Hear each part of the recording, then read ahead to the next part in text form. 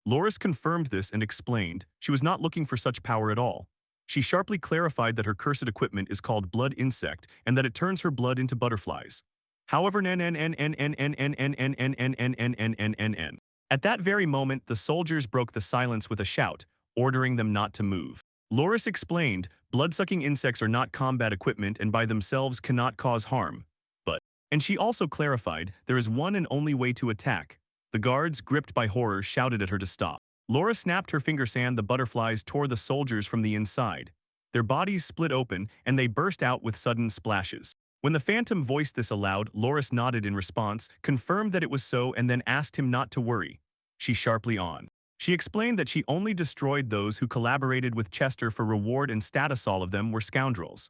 She stopped at M. He admitted that because of this, placing butterflies in so many people was incredibly difficult. Loris added that Chester was extremely cautious and never drank blood to the end, yet thanks to the Phantom she managed to kill him.